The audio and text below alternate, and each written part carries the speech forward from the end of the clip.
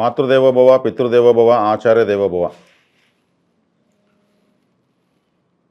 శ్రీ కోదనామ సంవత్సరం జనవరి మాసం ద్వాదశ రాశి ఫలితాల్లో భాగంగా మీనరాశి వారికి ఈ మాసం ఎలా ఉందో మనం మాట్లాడుకుంటున్నాం. మీనరాశి అంటేనే సముద్రం, రెండు చేపలు ఒకటి పైకి ఒకటి కిందికి తిరుగుతూ ఉంటాయి. అంటే జలశక్తికి వ్యతిరేకంగా ప్రయాణించేటువంటి ఏకైక జీవి ప్రపంచంలో ఒక చేప మాత్రమే. చివరి రాశి మోక్ష రాశి. మరి ఈ రాశికి ఒక విధంగా చెప్పాలంటే అద్భుతమైన దేవతల యొక్క నివాసం ఈ రాశిలో ఉంటారు. అనంత పద్మనాభ స్వామి మీనరాశికి చిహ్నం. అదేవిధంగా తిరుచెందూరు సుబ్రహ్మణ్యేశ్వర ఆలయము సముద్రం పక్కనే ఉంటుంది. సముద్ర శక్తిని ఈ రెండు దేవతలు మీకు తెలియజేస్తారు. ఈ రాశి వాళ్ళు తిరుచెందూరు సుబ్రహ్మణ్యేశ్వర ఆలయం తరచూ వెళ్ళి వస్తూ ఉంటే విశేషమైనటువంటి ఫలితాలను, అభివృద్ధిని వీళ్ళు చూసినందుకు ఎవరు చూడరు.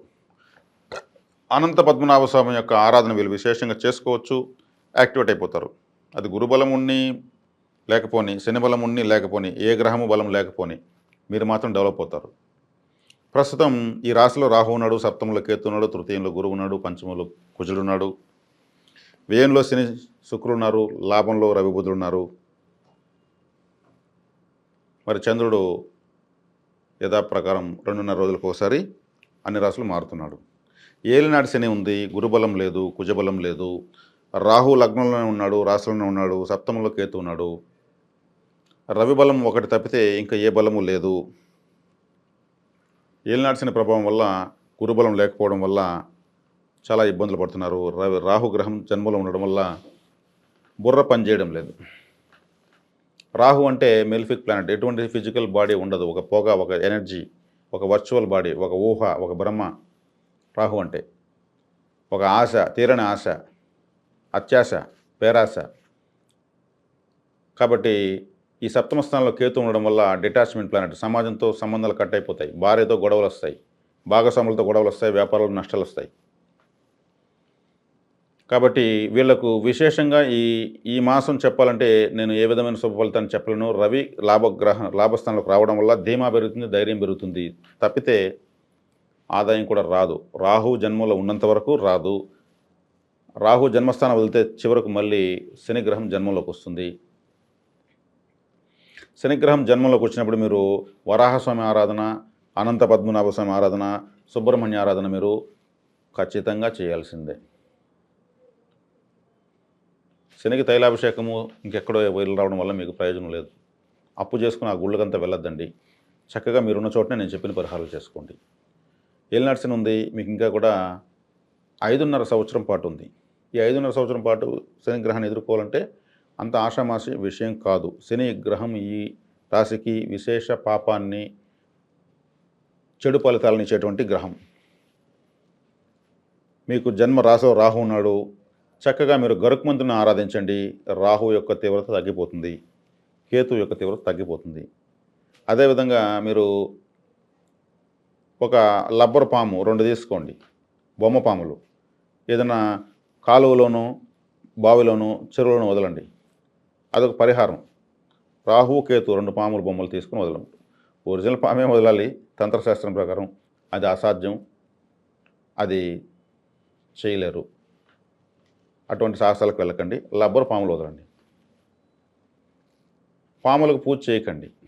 ఇప్పుడు రాహు జన్మలో ఉన్నాడు, ఇంకా దోషం పెరిగిపోతుంది. దోషానికి పూజ చేయకూడదు. కాబట్టి గరుక్మంతునికి పూజ చేయండి. గరుక్మంతుడు ఎక్కడ ఉంటాడు? ప్రతి పున్నమి గరుడ సేవ తిరుమల క్షేత్రంలో జరుగుతుంది. పున్నమి గరుడ సేవలో పాల్గొనండి, వచ్చేయండి, చాలు, మీకు యాక్టివేట్ అయిపోతారు.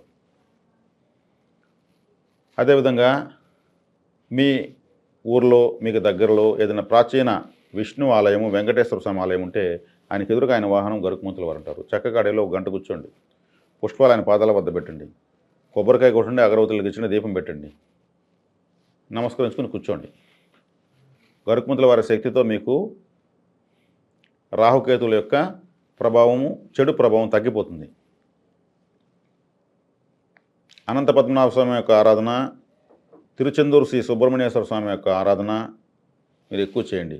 సముద్రంలో ఉండేటువంటి సముద్రం పైన పడుకున్నటువంటి ఒక షిప్ పైన, అంటే ఆదిశేషుడి పైన అనంత పద్మనాభ స్వామి. మీకు కుదిరితే కేరళ వెళ్ళరండి ఆ ఆలయానికి. ఏలినరసింహ అంటే కూడా మీరు డెవలప్ అవుతారు. వరాహస్వామిని ఆరాధించండి. ఆయన జలమయమైనటువంటి భూగ్రహాన్ని ఉద్ధరించేదానికి పుట్టినటువంటి దేవత. కాబట్టి మీకు ఏలినరసింహ విశేషంగా యోగిస్తుంది. మీకు అదృష్టం ఖచ్చితంగా వచ్చే తీరుతుంది, డౌటే లేదు. ఆయన జన్మలోకి శని గ్రహం వచ్చినా కానీ మీకు వరాహస్వామి, అనంత పద్మనాభ స్వామి, తిరుచెందూరు సుబ్రహ్మణ్య స్వామి చాలు, మీకు త్రిశూలంలాగా పనిచేస్తుంది. ప్రస్తుతానికి రాహుమార్దశకు మీరు గరుక్మంత్రి ఆరాధన చేయండి. లాభంలో రవి వచ్చాడు, లాభంలో రవి వస్తే ఒక ధైర్యాన్ని, ధీమాన్ని ఇస్తాడు, స్థైర్యాన్ని ఇస్తాడు, అంతకుమించి ఏం రాదు. కాబట్టి ఈ రాశి వాళ్ళు దైవబలాన్ని పెంచుకోవడమే మార్గం తప్పితే రెండోది లేదు. దైవబలాన్ని పెంచుకునేటువంటి సూక్ష్మాలు నేను చెప్పించాను, వాటిని ఆచరించుకోవడం మీకే తెలుస్తుంది. చెప్పుకోవడానికే వెళ్ళినట్టు ఉంటుంది, చెప్పుకోవడానికి ఆ బలం లేదు, ఈ బలం లేదు, కానీ మీరు బలవంతులు అయిపోయింటారు, ఇందులో డౌటే లేదు. మీకు నేను మాస బలమే చెప్తున్నాను, దాంట్లో భాగంగా జీవిత బలమే చెప్తున్నాను. మీనరాశి వాళ్ళందరూ సంతోషంగా ఉండాలని మరి కోరుకుని మరీ చెప్తున్నాను. ఇది వాస్తవం. నేను చెప్పిన ఆచరించారంటే మీ జీవితం చక్కబడుతుంది. ఇది నాకు భగవంతుడు ఇచ్చిన వరం. నమ్మి ఆచరిస్తే అది మీకే తెలుస్తుంది. ఇప్పుడు వ్యతిరేక గ్రహ పరిస్థితులు, ఏలినరసింహులు అనే తీవ్రమైనటువంటి గ్రహ సంచారం ఉన్నప్పుడు యజ్ఞాలకు, యాగాలకు, హోమాలకు, విపరీతమైన ఖర్చులు పెట్టే పూజలకు డబ్బులు ఖర్చు పెట్టి మోసపోకండి. డబ్బులు ఖర్చు లేకుండా మీకు నేను పరిహారాలు చెప్పాను. ఖర్చు పెడేసిన డబ్బు తిరిగి రాదు, ఫలితం లేకపోయినా రాదు, ఫలితం ఉన్నా రాదు. నేను చెప్పినటువంటి రకరకాల పూజలకు మీరు పెట్టడం వల్ల ఫలితం కూడా ఉండదు. అది ఇప్పటికే మీరు అలసిపోయి ఉంటారు. డబ్బులు ఖర్చు పెట్టి మీరు నెరవలకు పెయింట్తో నామాలు వేసుకునే ఉంటారు. ఇంకైనా దయచేసి అటువంటి ఖర్చులు పెట్టకుండా ఆపండి. దైవ బలాన్ని పెంచుకోవాలంటే మీ కన్నీళ్ళతో భగవంతుడి పాదాలు కడగండి, ఆయన కరుణిస్తాడు. దానికే మన ఆవేదనకు, మన అభ్యర్థనకు, మన వేదనకు, మన యొక్క మానసిక శోధనకు దేవుడు కరుణిస్తాడు తప్పితే మన పెట్టే ఖర్చులకు దేవుడు కూడా అసహించుకుంటాడు. కాబట్టి ఎక్కువ ఖర్చు పెట్టి చేసే పూజలు ఫలితాలు ఇస్తాయి, ఖర్చు పెట్టకపోతే పూజల ఫలితాలు ఇవ్వవు అనుకోవడం భ్రమ. కానీ ఆ విషయంలో మీరు ఇప్పటికే నిష్ణాతులై ఉంటారు. ఈ ఖర్చులు పెట్టి ఎవరెవరో ఏదో పరిహారాలు చెప్పారని అవన్నీ చేయకండి, నష్టపోకండి. ఏదో రత్నాలు చెప్తారని వేసుకోకండి, అవి పని చేయవు. పని చేస్తాయి, మరి చేయవు. అంత కన్ఫ్యూజ్ ఉన్నప్పుడు వాటిని ఎందుకు తీసుకుంటారు? చేసి చేయనటువంటి పరిహారం మనకెందుకు? దైవబలం స్ట్రైట్గా మీరు భగవంతుని మాట్లాడుకోండి, డిబేట్ పెట్టుకోండి, మాట్లాడండి, దేవుడితోనే మాట్లాడండి. ఏదో ఒకటి ఐసాపైసా తెలుసుకోండి. మాకు జీవితం కావాలంతే. వెళ్ళినట్టు మాత్రం బతకలేమని గ్యారంటీ ఏమన్నా ఉందా? బతకూడదు ఏమైనా ఉందా? లేదా? అట్టంత లేదే. వస్తాయి, వచ్చిందో అని పోతాయి. ఖచ్చితమైన దేవతారాధన మీకు చెప్పాను. కాబట్టి మీన రాశిని యాక్టివేట్ చేసుకోవడం చాలా సులభం. భక్తి జ్ఞాన వైరాగ్యాలకు, మోక్ష కారకత్వాలకు నిలయమైనటువంటి మీన రాశి చాలా చాలా పవిత్రమైన రాశి. ఎందుకంటే చివరి రాశి, జీవిత అంతాన్ని, మరో జన్మకు ప్రారంభాన్ని సూచించేటువంటి రాశి. కాబట్టి ఇక్కడ మీకు ఏ గ్రహం అనుకూలత లేదు కాబట్టి నేను వేదాంతపరమైనటువంటి జ్యోతిష్యాన్ని మీకు చెప్తున్నాను. దైవబలం పెంచుకునేటువంటి మార్గాన్ని సూచిస్తున్నాను. ఏదైనా ఉన్నాయంటే రవిగ్రహం ఒక ధీమాన్ని ఇస్తుంది, అది ఒక నెల ఇస్తుంది అంతే.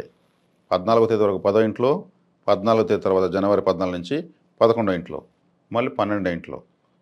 నెలకోసారి ఆయన ఎనర్జీ లెవెల్స్ మారిపోతాయి. కానీ మీకు కావాల్సింది జీవితం, దీనికి కావాల్సింది దైవబలం, దానికి కావాల్సింది ఖచ్చితమైన మార్గం, దానికి కావాల్సింది దాన్ని అనుసరించడం, అనుసరించి నమ్మడం. సింపుల్ అయిపోయింది. లేదంటే ఇప్పుడు నేను కూడా ఏలినాటి శని ఉంది, మీరు నీలం పెట్టుకోండి, మీరు పలానా హోమం చేయండి, పలానా యంత్రం పెట్టుకోండి, 48 రోజులు మీ పని పాట వదిలేసి పలానా గుడి చుట్టండి, చెప్పులు అరిగిపోయేట్టుగా, కాళ్ళు అరిగిపోయేట్టుగా, మీ పనులు వేస్ట్ అయిపోయేట్టుగా అని నేను కూడా మిమ్మల్ని ఏమార్చాలి. నాకు ఆ అవసరం లేదు. అటువంటివి నేను చెప్పను, నేను నమ్మను. అందరికన్నా ఎక్కువ నేనే తిరిగి ఏమారిపోయి, మోసపోయి, దగాబడి, దాంట్లో ఏమీ లేదు తెలుసుకొని, తల బాదుకొని వాటికి నమస్కారం చేశాను. వాస్తవంగా చెప్తున్నాను, వాటిలో ఏమీ లేదు. నమ్మకం, భగవంతుడి నమ్మకం మాత్రమే నడిపిస్తుంది. అది మనకు ఎంతోమంది పురాణ పురుషులు తెలియజేశారు. మీకు ఇప్పుడు కూడా అదే నడిపిస్తుంది. ఇంత కమర్షియల్గా, ఇంత టెక్నికల్గా డెవలప్ అయిన సమాజంలో కూడా మీరు భగవంతుని గురించి ఎలా ఆలోచించాలని చెప్పిస్తున్నాను. ఇంక వేరే గ్రహ ప్రభావాలు ఏమీ అనుకూలంగా లేవు కాబట్టి మీకు ఇదే ఫ్యూయల్ నింపుతున్నా మీకు మీనరాశి వాళ్ళకు. ఈ ఫ్యూయల్, ఈ ఇంధనాన్ని మీరు నింపుకోండి. ఎందుకంటే మీరు ఎదుర్కోవాల్సినటువంటి ఛాలెంజింగ్ 5.5 సంవత్సరం ఏలినాటి రూపంలో ఉంది. తాత్కాలికమైన గ్రహ సంపత్తి. గురువు సంవత్సరం ఉంటాడు, మళ్ళీ మారిపోతాడు. రవి ఒక నెల ఉంటాడు, మారిపోతాడు. కుజుడు నెలన్నర ఉంటాడు, మారిపోతాడు. ఇవంతా తాత్కాలికమైనవే. ఇవంతా ఊరికే మస్కా కొట్టేటువంటి సమయాలు తప్పితే మీకు జీవితాన్ని మార్గం చూపించే సమయాలు కాదు. దైవబలం మాత్రం శాశ్వతంగా, వాటికి అతీతంగా మీకు దారి చూపిస్తుంది. మీనరాశి వాళ్ళు చాలా ధైర్యంగా ఉండండి. పూర్వభాద్ర నక్షత్రం, ఉత్తరాభాద్ర నక్షత్రం, రేవతి నక్షత్రం, ఈ 3 నక్షత్రాల సమూహమే మీనరాశి. పూర్వభాద్ర నక్షత్రం వాళ్ళు కామధేనువుని గోసేవన చేసుకోండి. ఆవులు కనిపిస్తే వాటికి ఆహారం ఇవ్వండి. గోశాల దగ్గర వెళ్ళి గంటలు సరిపడి స్పెండ్ చేయండి. నందీశ్వరుడికి ఎక్కువగా సేవ చేయండి. గంగరెద్దు కనిపిస్తే ఇంటికి తీసుకొచ్చి దానికి సేవ చేసి అది మేపేవాడికి ఎంతో కొంత డబ్బులు ఇచ్చి, ఇంట్లో ఏదైనా ఉంటే బట్టలు ఉంటే ఇచ్చి పంపించండి. దాన్ని పాద పూజ చేసుకోండి. శివాలయానికి వెళ్తే నందీశ్వరుడికి ఎక్కువసేపు అక్కడ స్పెండ్ చేయండి. వాహన సేవ, స్వామివారి యొక్క వాహన సేవ, స్వామివారు మీకు బాగా వేగంగా కరుణిస్తారు. కామధేను యొక్క ఫోటో పెట్టుకోండి. నందీశ్వరుడు యొక్క ఫోటో పెట్టుకోండి. ఇక ఉత్తరాభాద్ర నక్షత్రం వాళ్ళు రేవతి నక్షత్రాన్ని ఆరాధించాలి. రేవతి నక్షత్రం అంటేనే ఒక షిప్, సముద్రంలో వెళ్ళిపోతూ ఉన్న ఒక షిప్పు. చివరి నక్షత్రం రేవతి నక్షత్రం. 27 నక్షత్రాల్లోకి చివరిది. జీవితం యొక్క అంతిమ సమయాన్ని సూచిస్తుంది. సముద్రంలో ఒక పొద్దుపోయేటప్పుడు ఆ సూర్యకాంతిలో వెళుతూ ఉన్నటువంటి ఒక పడవ, ఒక షిప్ బొమ్మ మీరు తెచ్చి ఇంట్లో పెట్టుకోండి. అటువంటి ఫోటోని ఇంట్లో పెట్టుకోండి. అదేవిధంగా సముద్రం పైన పడుకున్నటువంటి దేవత అనంత పద్మనాభ స్వామిని ఆరాధించండి. తిరుచెందూరు సుబ్రహ్మణ్యేశ్వర స్వామిని ఆరాధించండి. ఎవరు? ఉత్తరాభాద్ర నక్షత్రం వాళ్ళు. మీకు చక్కగా డబ్బులు అందుతుంది. డబ్బులు అందించేది నాకు చెప్పడం చాలా ఇష్టం. మీరు అప్లై చేసి చూడండి. మీరు అప్లై చేసిన వెంటనే రాలేదంటే డిసప్పాయింట్ అవుతుంది. ఒక లెక్క విద్యార్థి ఒకసారి వేసి రాలేదంటే 4 సార్లు, 5 సార్లు, 20 సార్లు వేస్తాడు. వచ్చేవారు నేర్చుకునేస్తాడు. సేమ్ మీరు దీన్ని అప్లై చేస్తున్నాడు. మీ కర్మ కరగాలి కదా. ఒకసారి అప్లై చేస్తే కొద్దిగా కరుగుతుంది. మళ్ళీ అప్లై చేస్తాం అనుకోండి, ఎక్కువగా మీ కర్మ బర్న్ అవుతుంది, డబ్బులు రావడం స్టార్ట్ అవుతుంది. ఇలా అనగానే అలా ఏది రాదు.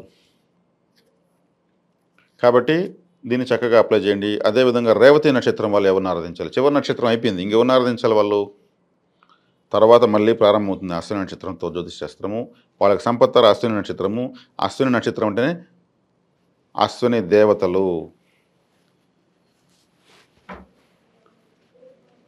చక్కగా అశ్విని దేవతల గుర్రాల ఫోటో మీరు ఇంట్లో పెట్టుకోవచ్చు. గుర్రపు బొమ్మను మీరు ఇంట్లో పెట్టుకోవచ్చు. హార్స్ కోర్స్ దగ్గరికి మీరు వెళ్ళి రావచ్చు. హార్స్ కోర్స్, గుర్రాల పరుగు పందాలు మీరు యూట్యూబ్లో చక్కగా చూడొచ్చు.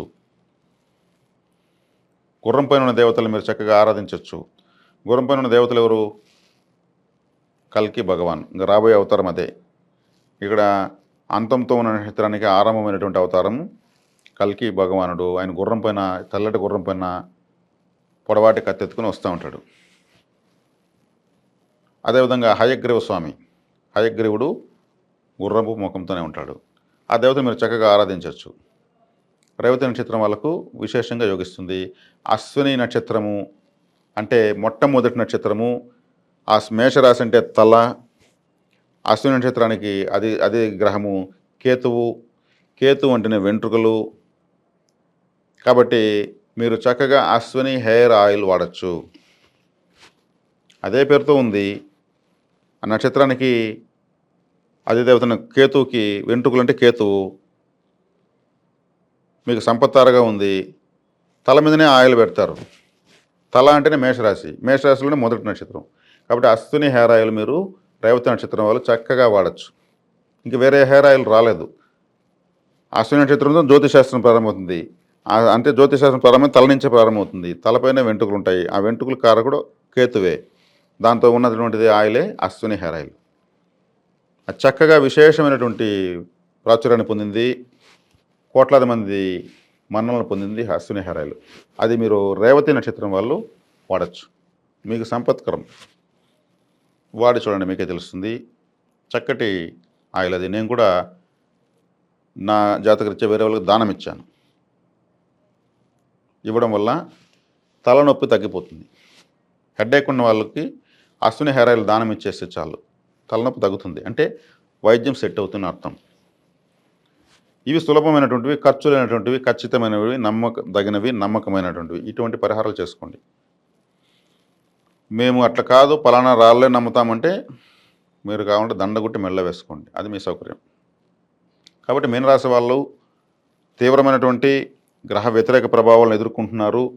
ఇక్కడ విద్యార్థులు కాంపిటీషన్ ఎగ్జామ్స్లో ఉన్నవాళ్ళు, విదేశాలకు వెళ్ళాలనుకున్న వాళ్ళు, స్త్రీలు, వివాహాలు జరగాలనుకున్న వాళ్ళు అన్నీ చేస్తారు, కానీ పోరాటంతో చేస్తారు.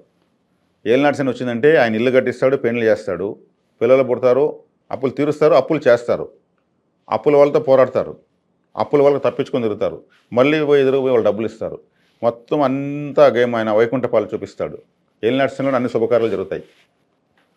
గురుబలం ఉంటే అసలు చాలా జరగదండి. ఏలినాటి శని 7.5 సంవత్సరం మీకు జీవితం మొత్తం నేర్పిస్తాడు. గురుబలం సంవత్సరం ఉండదు. అది మస్కా కొట్టే టైం అంటాను నేను మాత్రం. ఏలినాటి శని ఉంటే మీకు అన్ని టెన్షన్లు, అన్ని శుభకార్యాలు. బాగా డబ్బు ఉండే వాళ్ళు కూడా ఏలినాటి శని వస్తే ఒక ప్రోగ్రామ్ వస్తుంది, వాళ్ళు ప్రిస్టేజ్ అయినట్టు డబ్బు మొత్తం ఖర్చు పెడతారు. సంవత్సరం దాకా మళ్ళీ వాళ్ళకి ఇబ్బంది అయిపోతుంది. శనేశ్వరుడు కాబట్టి ఫుల్ ఖర్చు పెట్టిచ్చేస్తాడు, హోదాకు తగ్గకుండా ఖర్చు పెట్టిస్తాడు. డబ్బున్న వాళ్ళు కూడా లేకపోతే ఎట్లుంటుందో వాళ్ళకి నేర్పిస్తాడు, పొదుపుతనాన్ని ఎలా చేసుకోవాలో చూపిస్తాడు. కాబట్టి కష్టాన్ని సుఖాన్ని తిప్పించి మలిచి 8 వైపుల సునామీ రప్పించి జీవితాన్ని నేర్పించి కడిగిన ముత్యంలాగా వారి జీవితాన్ని వాళ్ళ చేతిలో పెట్టి వెళ్ళిపోయేటువంటి ధర్మదేవత శనిగ్రహం, శని భగవానులు. ఆయన ఏకవచనంతో పిలవకూడదు, ఆయన ధర్మదేవత. అందుకే ధర్మదేవత కూడా కళ్ళకు నల్లగుడ్డ కడతారు కోర్టులో. ఆయన ధర్మదేవత. ఆయన అర్థం చేసుకుంటే ఆయన కామధేనువు కల్పవృక్షం కన్నా గొప్పవాడు. కాబట్టి ఇది అదృష్టంగానే భావించవచ్చు.